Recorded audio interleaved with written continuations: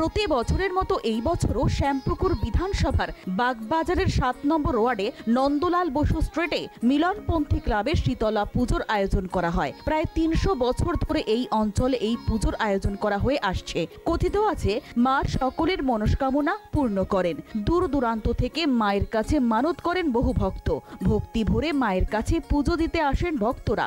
একেবারে নিয়ম নিষ্ঠা মেনে ভক্তি ভরে মায়ের কাছে পুজো নিবেদন করেন সকলে। এই পুজো উপলক্ষে এই এলাকায় মেলার আয়োজন করা হয়। সারা দিন ধরে চলে এই পুজো।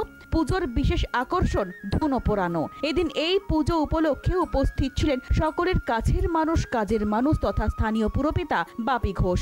সকলের মঙ্গল কামনা করতে দেখা যায় তাকে। তিনি জানান, শতাব্দী প্রাচীন এই পুজোর মাহাত্ম্য অনেক।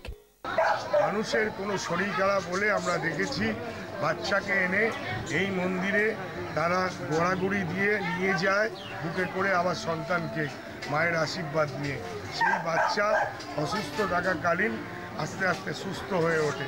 অর্থাৎ মায়ের আশীর্বাদ বিরাট আছে।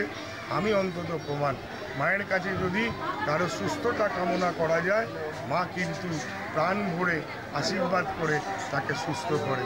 300 বছরের কাছাকাছি পুজো, এবং এই পুজো কর্তৃপক্ষ তারা খুব নিষ্ঠার সঙ্গেই করে। এখানে বহু দূর দূরান্ত থেকে যারা একসময় বাগবাজার এই চত্বরে থাকতেন, তারাও এই দিনে ঠিক খোঁজ নিয়ে আসেন। Bureau report, channel 10।